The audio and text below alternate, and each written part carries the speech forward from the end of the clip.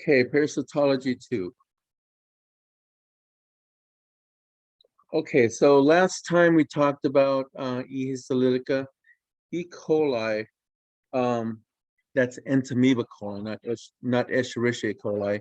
The life cycle is similar to E. histolytica, but between the two of them, E. histolytica is the pathogen because it's invasive, and you know it's invasive because the cyst contains RBCs. Okay, E. coli is not invasive; it's a commensal parasite, so it may or may not harm the host, and that's E. coli right there. And this is a troph. That's a troph. Okay, so for E. coli, the nucleus is large with irregularly placed chromatin, and it's eccentrically located. Eccentrically means it's not in the middle, it's off to the side. So it's a really large nucleus. The troph has multiple nuclei. Unlike E. histolytica, the troph only has one nucleus, and the cyst of E. histolytica has 1 to 4 nuclei. So, but on the troph of E. coli, if you see the troph and you see multiple nuclei, it's probably an E. coli and it's non-pathogenic. So E. coli is non-pathogenic, E. histolytica is pathogenic. The cytoplasm is coarse with vacuoles. Of course, the troph has pseudopodia, blunt pseudopodia, and inclusions include yeast, bacteria, but does not ingest RBCs. So E. coli, again, is not pathogenic and it's not invasive to the intestine. So there are no ingested RBCs involved, just like unlike E. histolytica. The cysts are 8 nuclei in mature cysts. Unlike E. histolytica, it's 1 to 4 nuclei. So E. coli, if you see something that looks like an entamoeba and it has more than 4 nuclei, then it's entamoeba coli. If it has only 4, then it's possibly an E. histolytica. Okay. Also with the cyst, you might want to look for ingested RBCs. Inclusions for E. coli, there's chromatoidal bars, which are blunt, broken, and splintered ends. So these are chromatoidal bars, which is in the nucleus. And glycogen vacuoles. Glycogen vacuoles are also present in E. coli. Here's E. coli. See how there's multiple nuclei on the cyst. If this was a cyst with 1 to 4 nuclei, then it would be possibly E. histolytica, but I see 1, 2, 3, 4, 1, 2, 3, 4, 5, maybe 6. So if this is a cyst with 6 nuclei, then it's E. coli. Rules out E. histo. Okay, here's the entamoeba coli troph. Okay, large central nucleus, but then there's possibly other nuclei in there too, if you can look clearly. So since there's more than 1 nuclei, then it's not E. histolytica, it's E. coli. And there's the entamoeba coli cyst. Okay, remember the cysts are round, no pseudopods, and the trophs have pseudopods. A pseudopod is considered like this pointed end right here. It's moving in the left direction. So here we got multiple coli in the cyst, and it looks like it's more than 4. So a cyst with more than 4 nuclei is not E. histolytica, it's E. coli. All right. Just know that for E. histo, 1 nucleus for the troph and 1 to 4 nuclei for the cyst. And also too, on the E. histolytica cyst, you may see ingested RBCs. On the E. coli cyst, no RBCs. Okay, leaving the entamoebas, Naegleria fowleri. Okay, Naegleria fowleri is a parasite that affects the central nervous system, and it's found in CSF specimens in spinal fluid, cerebrospinal fluid. Okay, it's a pathogen. This is one of the bad guys. It affects the central nervous system, and make sure you know that the disease is primary amoebic meningoencephalitis, or PAM, primary amoebic meningoencephalitis. It affects the brain, and this disease can be fulminating fulminating and fatal. This is not a nice organism. Spinal fluid, anytime you have spinal fluid, spinal tap, it's supposed to be colorless and clear. It's supposed to be like water, but if they draw spinal fluid out of your back, usually they'll do a lumbar puncture, which is on the back, on the lumbar vertebrae. They draw spinal fluid that's cloudy to purulent. That's bad news because you got a lot of white blood cells, and those white blood cells are there for a reason, and they're there to attack what's not supposed to be in your body. So neutrophils are there. You have a high white count, and one of the findings of Naegleria fowleri is cloudy to purulent spinal fluid, CSF. And your fluid may or may not contain RBCs. Okay, it's mainly neutrophils. Your body sent neutrophils to your spinal fluid to fight an infection. Naegleria fowleri is free-living amoeba. There's no intermediate host, and it's freshwater ponds and lakes. So if you get a parasitology question, a lot of times you'll get parasitology questions of individuals or kids who like to play in freshwater ponds and lakes, and they get a parasitic infection. Remember, freshwater ponds and lakes near a farm can also mean like a Brucella infection, okay? You can, or a leptospira, okay? There's a amoeboid stage and there's a flagellate stage. I'm not going to get into the stages of Naegleria, but freshwater ponds and lakes is something that you might want to keep in mind. Here's the life cycle. Freshwater lakes and ponds is here. Development of the parasites here, and it gets ingested. So you go swimming in these bodies of water. You consume it, and for Naegleria, it ends up in your brain. Okay, it ends up in your brain. That's Naegleria. Another parasite is acanthamoeba. Acanthamoeba. So Naegleria will localize in your brain and spinal fluid.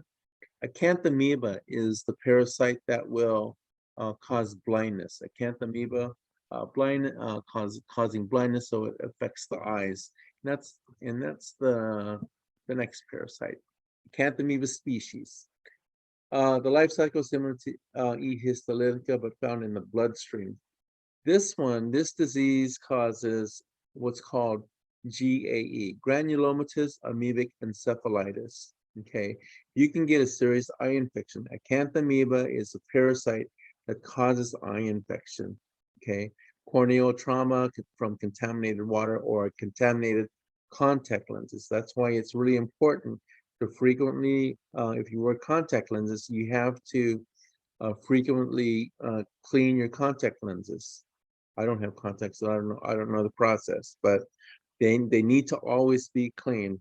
I went to a lecture where I think her name was Lynn Garcia. She's a parasitologist, parasitology guru. One of the things she talked about was acanthamoeba. So when I first heard about it, she said contact lenses are notorious for transmitting or carrying the acanthamoeba parasite. So blindness is the result of an acanthamoeba infection, and it causes, again, granulomatous amoebic encephalitis, serious eye infection. So in this disease, the amoeba reach the brain by way of the bloodstream, and you get trophes in the CSF and trophes and cysts in brain tissue. And identification through indirect immunofluorescent antibody technique. Acanthamoeba keratitis, again, that infection of the eye, is diagnosed by corneal scraping. So I have to do corneal scrapings and histology exam of infected corneal tissue. The next parasite is Cryptosporidium. Cryptosporidium is found in the stool, and it's also found in patients who are immunodepressed. A lot of times, Cryptosporidium, from patients who have HIV, they will have they submit a stool sample. It's not uncommon to find Cryptosporidium species in the stool. The sporozoites, I'm going to get into sporozoites, terms like sporozoites and merozoites. Those are developmental terms of the parasite. It'll be clear to you the sporozoites and the merozoites when we do the malaria life cycle. With things like sporulated oocysts. Again, you'll see oocysts in the malaria life cycle. And that's why I want you guys to know the malaria life cycle, because it makes clear to you things like oocysts and sporozoites and merozoites, where they are in the developmental life cycle of that parasite. It's similar for Cryptosporidium because they have similar terms. So you'll see oocysts, sporocysts, merozoites, microgametocytes, things like that, okay? Merogamy and sporogamy. I'll get into that next Wednesday when I do Parasitology 3.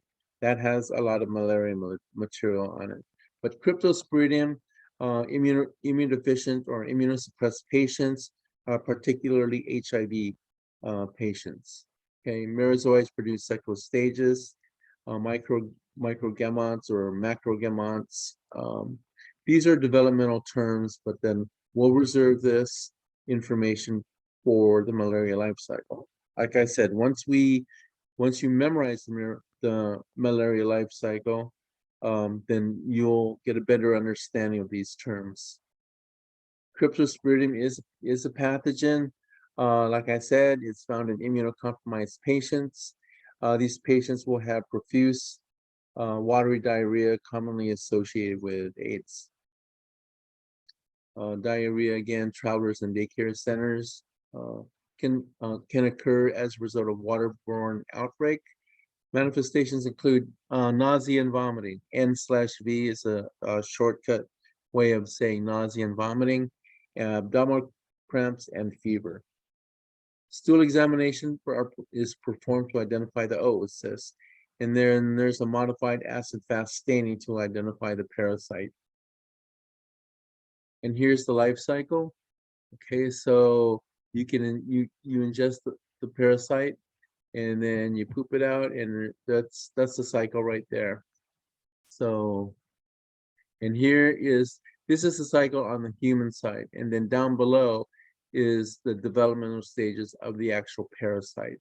So right here it goes down to here, and this is the actual life cycle of the parasite. I included this slide for you to know, but not for you to memorize. Okay, so this is where you would hopefully get an understanding of how this parasite affects humans. Okay, moving on. It's Isospora species. Okay, and its infection is direct fecal oral, no intermediate host. It's hand-to-mouth ingestion of sporulated oocysts, and you get it from infected food or water. And life cycle information is based on studies on biopsy material. And here's the life cycle again, how it infects humans. Again, it's taken in orally, and then it's excreted, and this is the life cycle on the human side, and this is the parasite life cycle. Okay, developmental cycle of the parasite.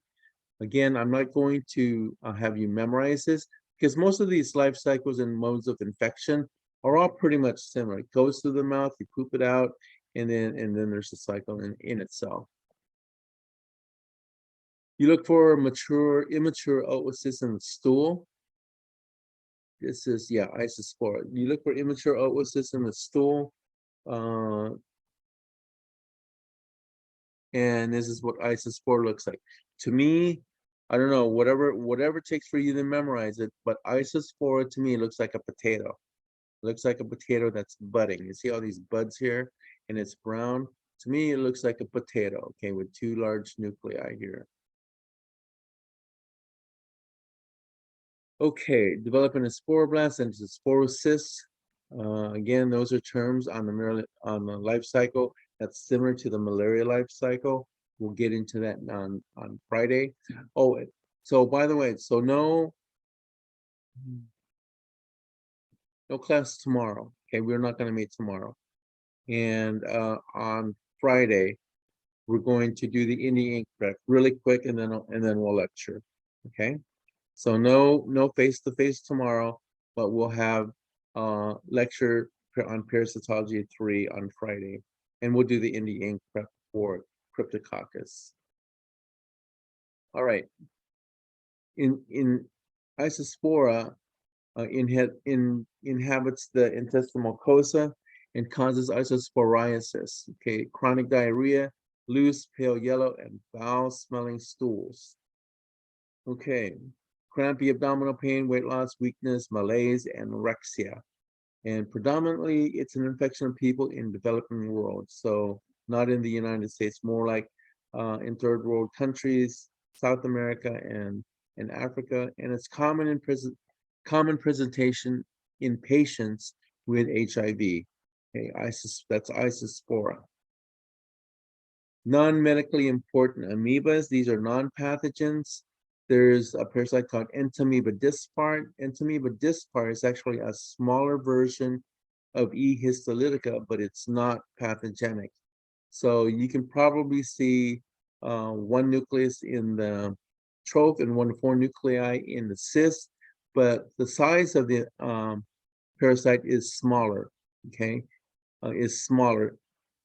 It's non-pathogenic, and which means that you probably won't see RBCs. Iodamoeba buchli is another one that's not pathogenic. Characteristic kerosome resembling a large lump of coal. The cytoplasm usually contains a large glycogen mass. So to me, this is Iodamoeba buchli, and this is a troph. To me, this almost looks like E. histolytica troph, but the nucleus is much larger in Iodamoeba buchli. Okay, so if I give you on a test images that look like Iodamoeba buchli and E. histolytica troph, I'll make sure that there are distinctions, and you shouldn't be able to confuse the two. But this is Iodamoeba buchli, which is really large eccentric nucleus. Okay, Iodamoeba to me, so I call it Iodamoeba eye. Okay, it looks like an eye. Endolimax nana is another non-medically important amoeba. So unlike other amoebas, the karyosome is divided into 4 micronuclei. And this is Endolimax nana. Okay. This is the troph of Endolimax nana. As you can see, pseudopods there. And this is the cyst, no pseudopods. And this is another cyst of Endolimax nana. But it's not medically important. You can see it, you can report it or not report it, and you wouldn't be missing any pathogens. Okay, enanotroph. I think this, to me, it looks like cyst, like because it's circular, and this is a cyst. Okay, so troph and cyst. Troph and cyst again. For Iodamoeba buchli, there's that large nucleus there, Iodamoeba buchli, and then here I don't really clearly see the large nucleus, but this is supposed to be Iodamoeba buchli. If I'm going to give you a question on Iodamoeba buchli, it's going to be this guy right here. If I was going to put that on a test, you would have to identify that as Iodamoeba buchli. We're going to, when I give you the slide review tonight, you'll see what I'm talking about. Iodamoeba buchli, if it's in there, it's going to be this image right there. Okay, and this is a cyst. This is a large Iodamoeba buchli, circular, so it's a cyst. There's a nucleus, and this is a really large glycogen vacuole. That's Iodamoeba buchli cyst. So look how big this nucleus is, like an eye, Iodamoeba eye. Okay. Okay, moving on to mastigophora or the flagellates. Okay, flagellates motility by long filamentous thread-like processes of ectoplasm called flagella. Okay, so these are flagellates found in the bloodstream and tissue of the body. Okay, Giardia lamblia, first flagella that I'm going to be talking about. This is actually one of my favorite parasites in O&P because it's easy to identify. It's easy to identify. So if you look at this one, if you see this, It has bilateral symmetry. There's an axostyle, which is the line that traverses the center of the organism in this direction. I'll show you better images, but this is Giardia lamblia cyst. These are also cysts, and it's not very good, but there's two nuclei. They look like eyes. Here's some more. I'll show you more images. Life cycle similar to E. histo. Reproduction is by longitudinal binary fission, so it has bilateral symmetry. Okay.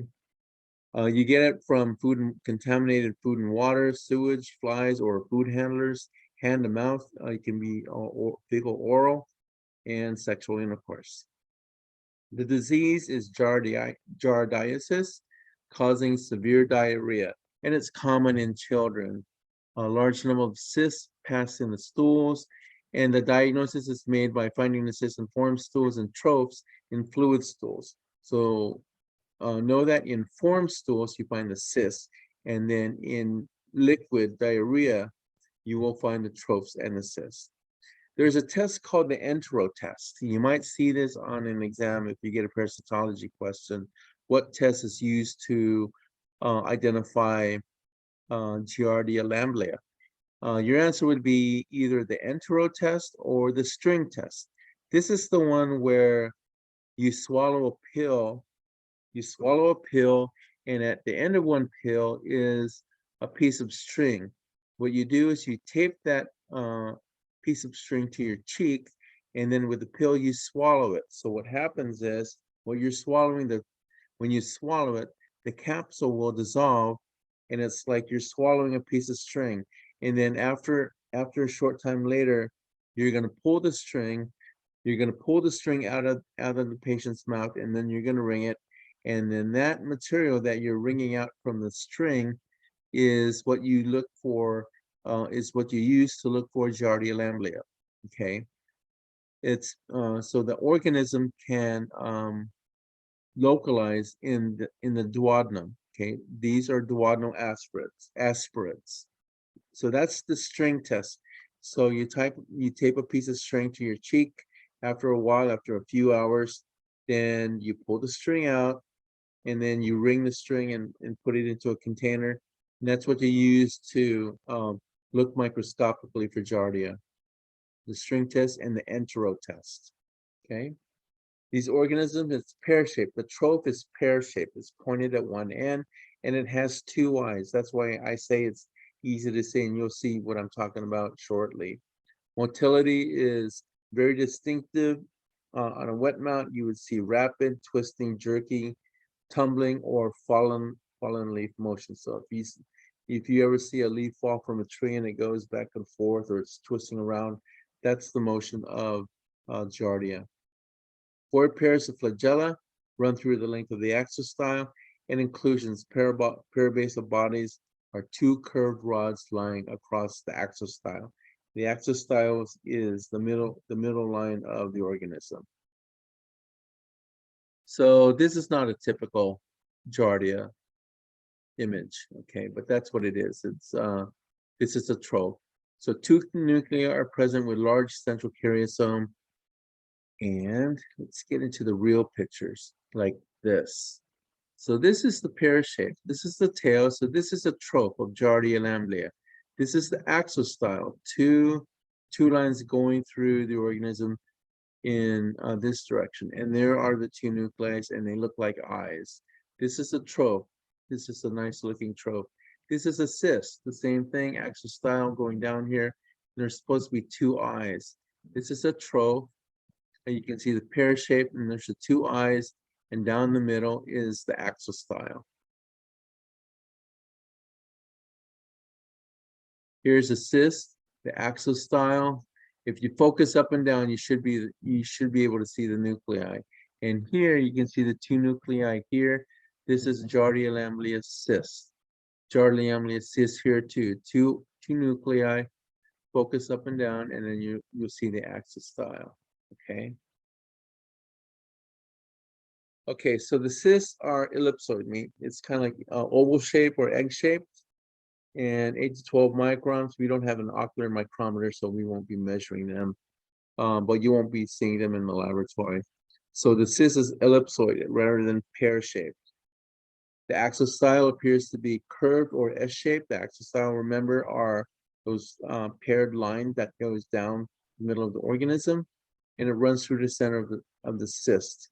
And there's parabasal bodies too. But the main thing is you see the two nuclei and the axostyle, just like here. This is a cyst, the axostyle is down the middle. If you focus up and down, you should be able to see the eyes.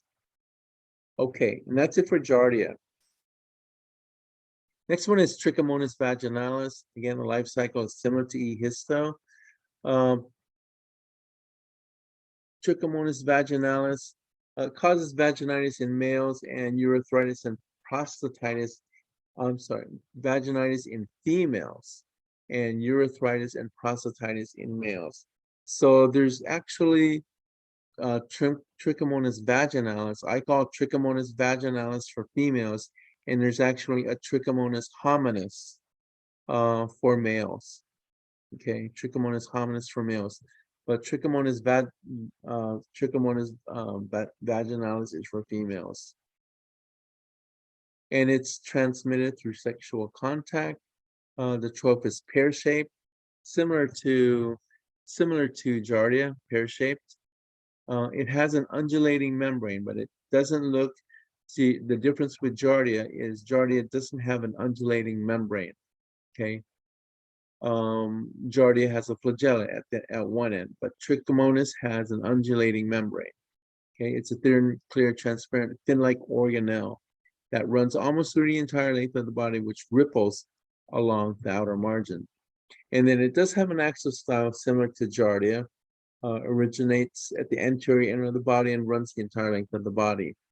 And there's an indistinct cytostome.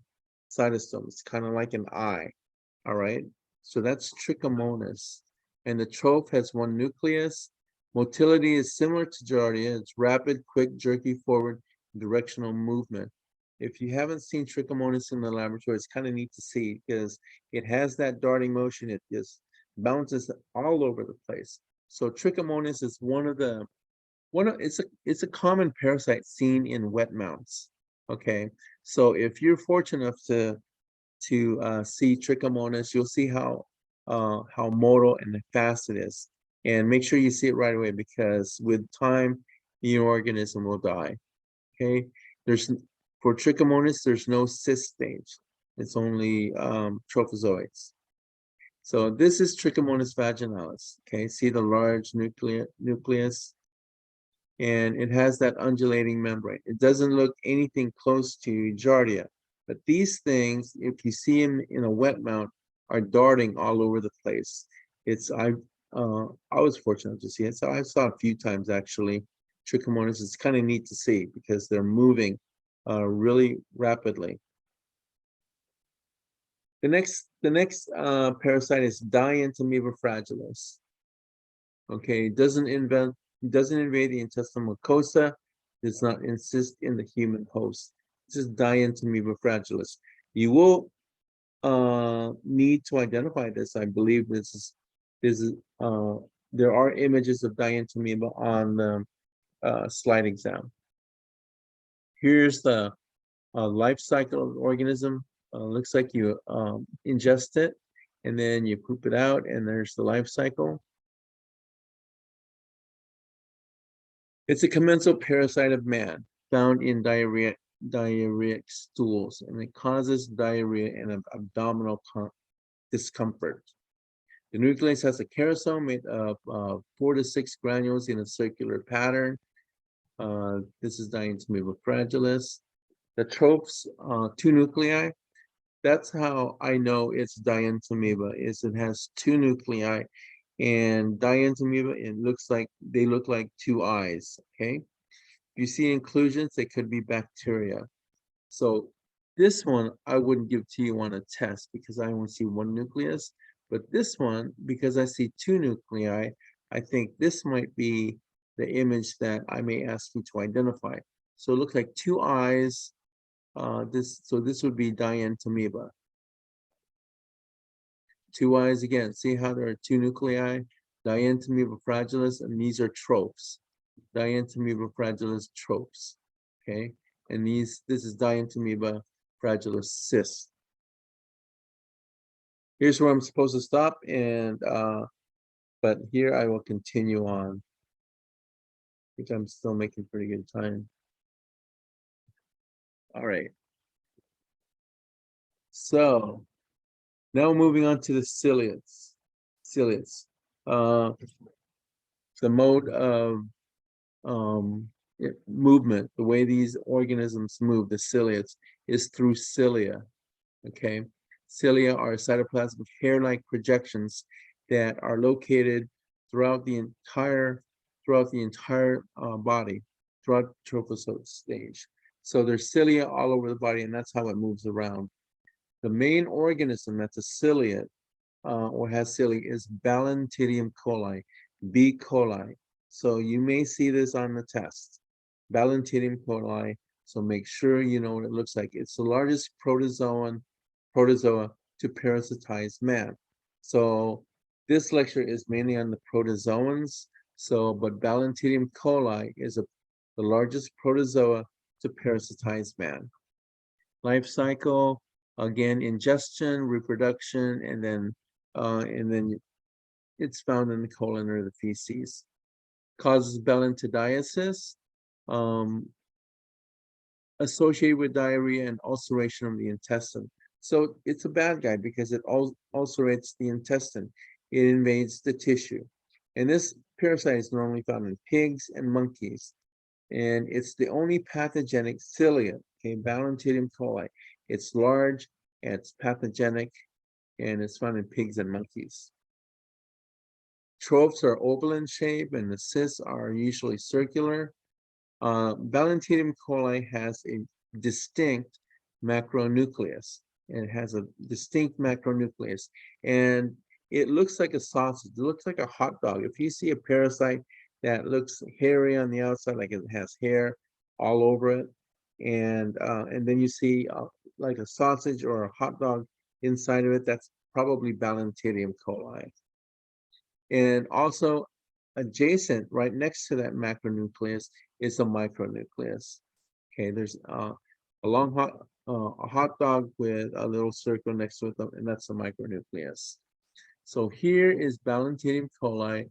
That red thing is the macronucleus, and I don't see the micronucleus. It's probably a glycogen vacuole. But this thing, if you can look closely on the outer edges, that's the cilia. If you look closely, that's the cilia on the outer surface. But this is the macronucleus here, okay? Balantidium coli. And here's an image of Balantidium coli again.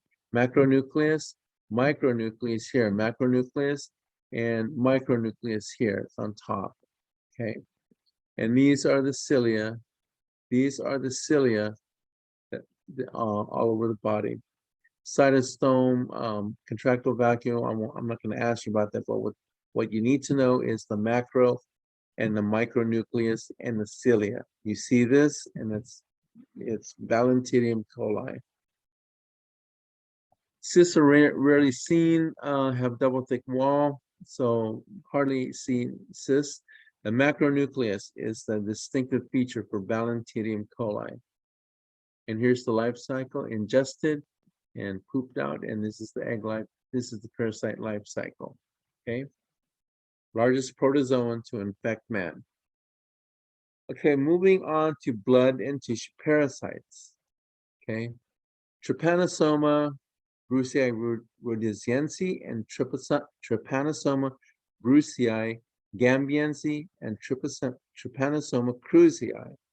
Okay, these are the African parasites, and Trypanosoma is South American. Okay, these are tissue parasites.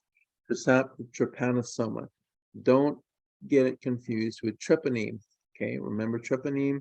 Well, treponeme is different. That's the Treponeme pallidum, etc., and pertinu, caritium. But this is Trypanosoma. Don't confuse it with the treponemes. And then there's Leishmania, Donovani, Tropica, and Braziliensis. And then there's the stages of these parasites. There's the amastigote, the promastigote, the epimastigote, and the tripomastigote.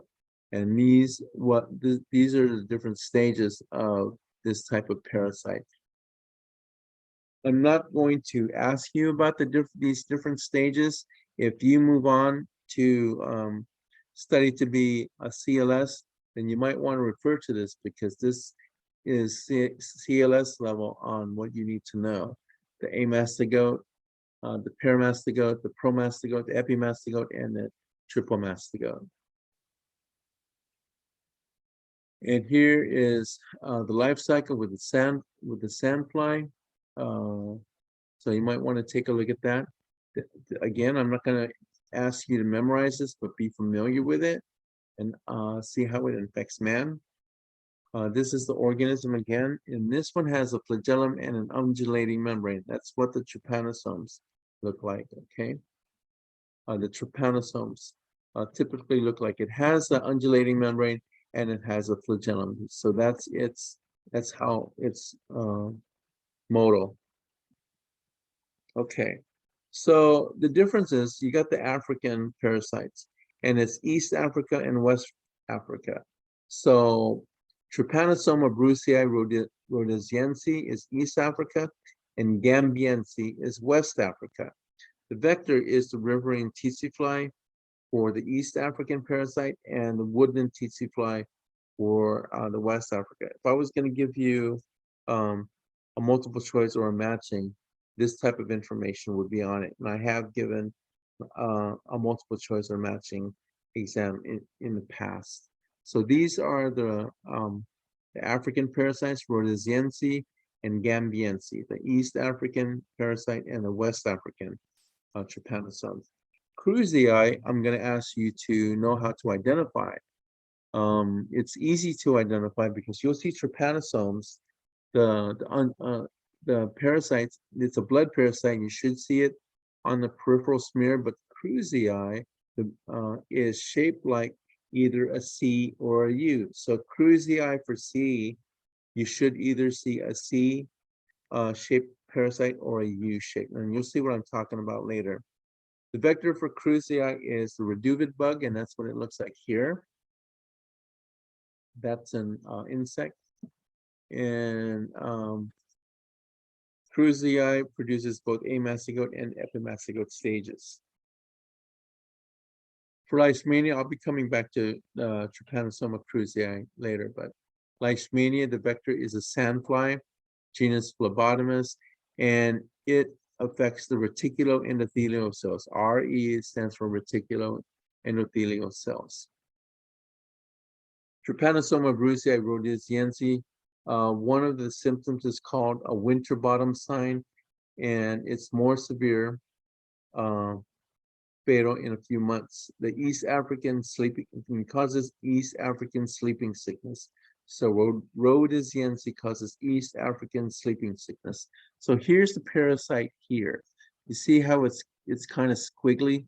It's just squiggly, okay? It's S-shaped, but not C-shaped, okay? This is almost C-shaped, but that's not a true C, but this is squiggly here.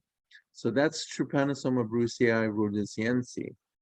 For gambiense, if you see, the parasites are more S-shaped, but it's still kind of squiggly. So this causes the winter bottom sign.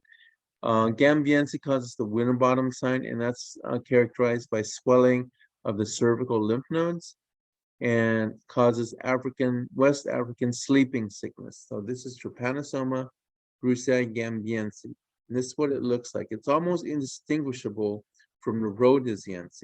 Okay, so gambiense and rhodesiense trypanosomes are pretty much similar. They're pretty much similar. Okay, now Cruzii, it causes Chagas disease. So there's a lot of C here. So Trypanosoma cruzii is caused by Chagas disease. So C goes with C, okay? And it's one characteristic is the romanicide. and that's a swelling of the eye. So Chagas disease results in the Romana sign in a patient, and rhodesiense causes Winterbottom sign in the patient. So the Romana sign is swelling of the eye, just like the individual in the middle, and the swollen thyroid is the Winterbottom sign. Leishmaniasis, Leishmania donovani, causes the disease Kala-Azar or dum-dum fever, and visceral leishmaniasis. Leishmania tropica causes eastern leishmaniasis or cutaneous leishmaniasis.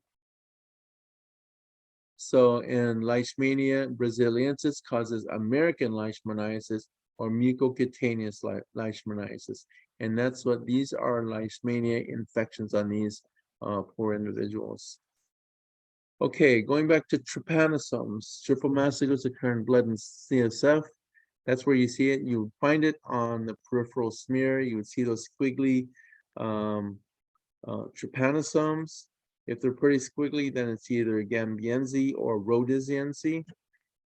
But see, Gambiense, the African species, Gambiense and Rhodesiense, morphologically indistinguishable. So if you see this, and that's not a C, but it's S-shaped here, but they're squiggly here, basically they're indistinguishable, unless you see here, C-shaped or U-shaped.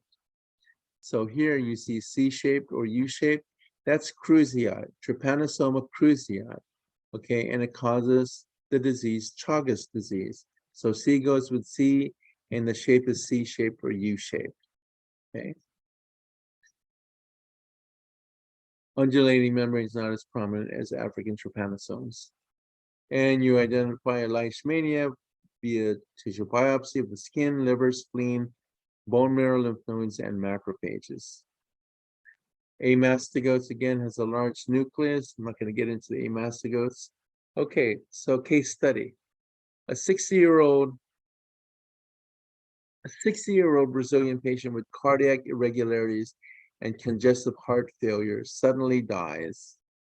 Examination of the myocardium revealed numerous amastigotes, which is an indication that the cause of death was most likely which of the following: Leishmania donovani, Leishmania brasiliense, Trypanosoma gambiense, or Trypanosoma krusei.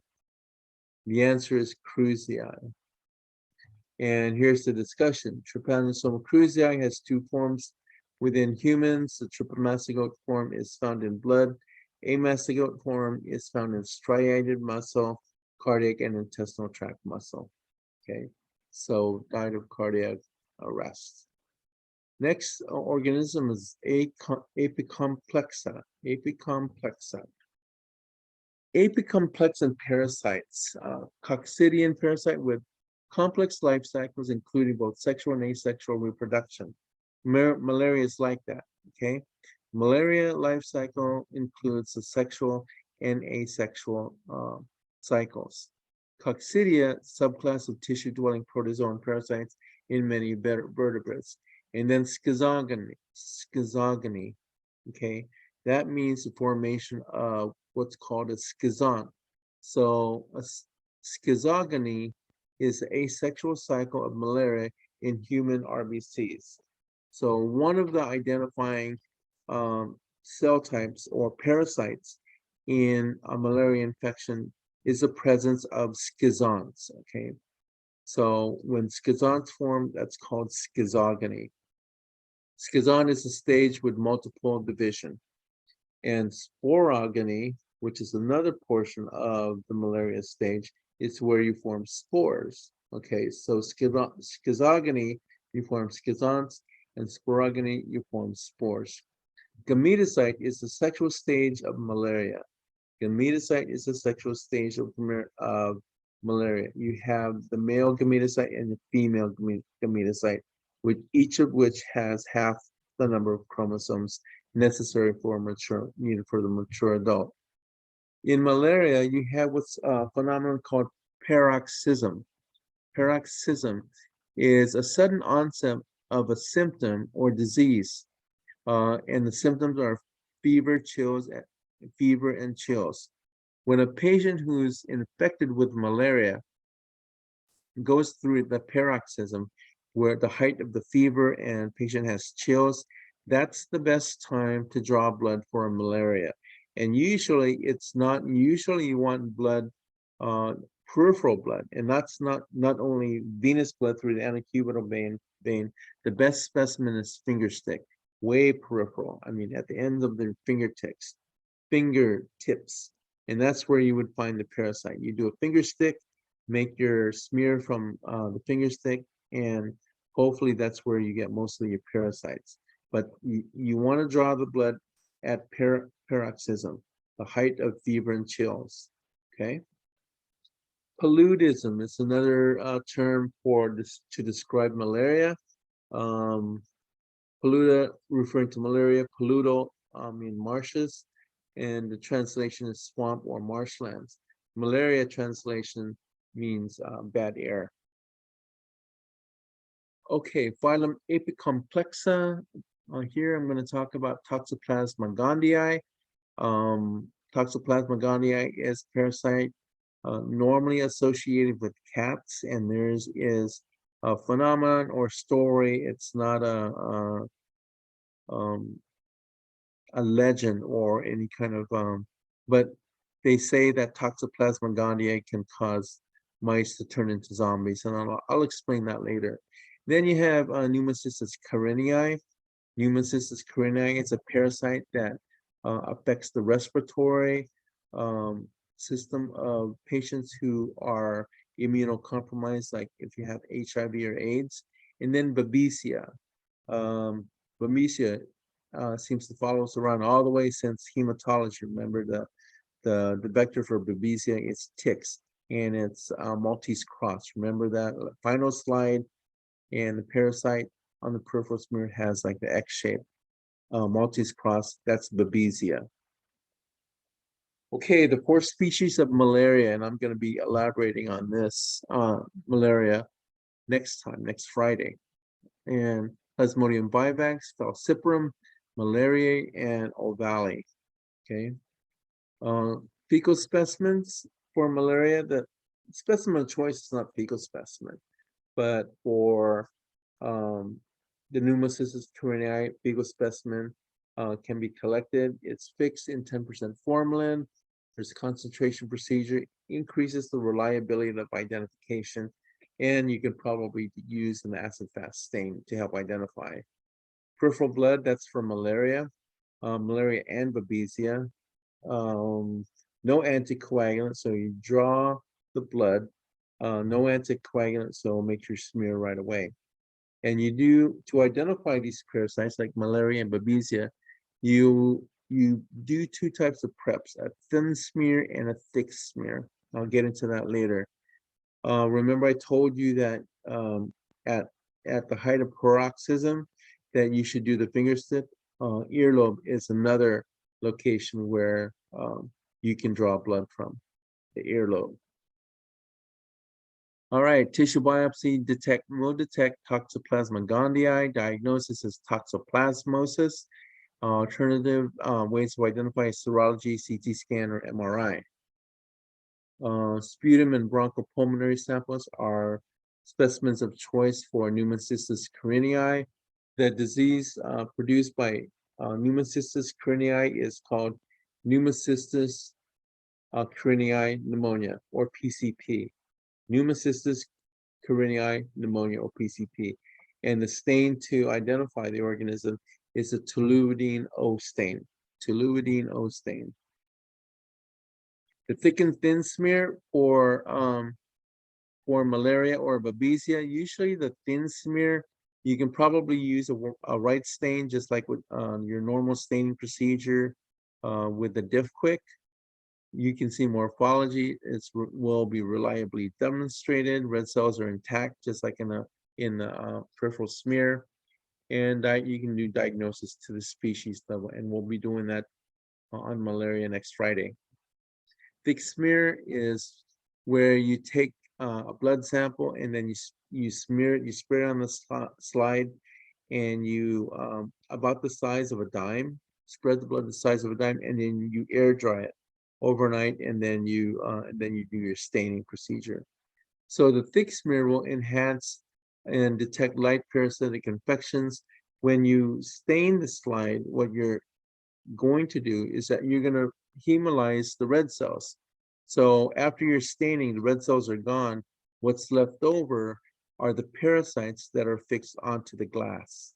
Okay, so with the thick smear and you stain it, the red cells will be washed away and the parasites will remain on the glass.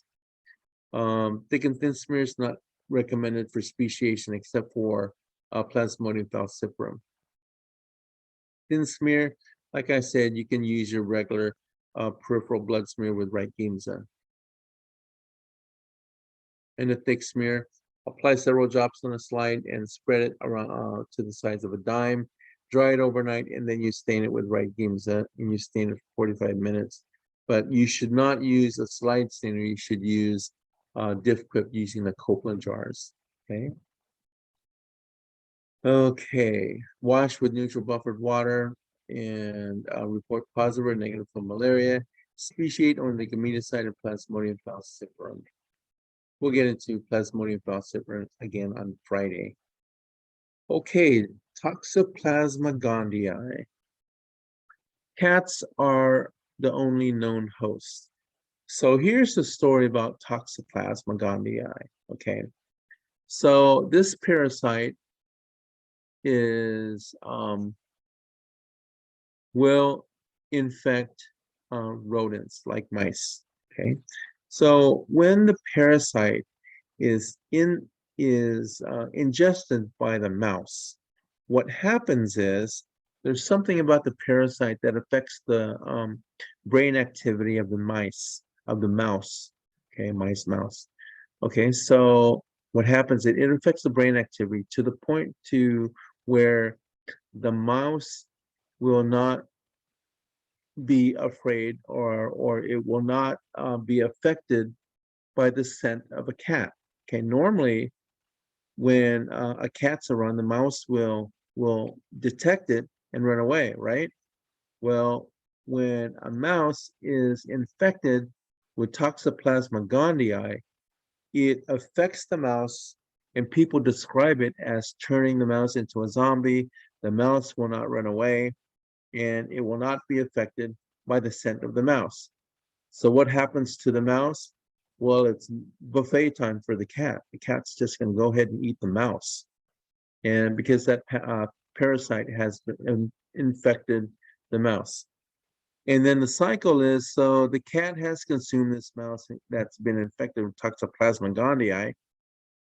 He's going to ingest it and digest it, and then he's going to poop. And what happens is other mice will be attracted to that poop and ingest more Toxoplasma gondii. So the Toxoplasma gondii is now ingested again by other mice. And then so what will happen is those mice their brain activity will be affected, and they will not be afraid of the scent of a cat. And then it's more buffet time for the cat. So that's how the cycle of Toxoplasma takes place. Cats are only known hosts, and seems like the only beneficiary are the cats. Cats are infected by ingesting pseudocysts from the rodents. So the mouse ingests the parasite from the stool, and then those rodents or mice are affected and will not be and cause the mouse to not be afraid of cats, the scent of cats, and the cats will then consume the mice or the mouse. Okay, asexual stage occurs in the rodents, cats, or humans. Infected oocysts from the cat feces may be ingested and become sporozoites. So the sporozoites are ingested by the rodents.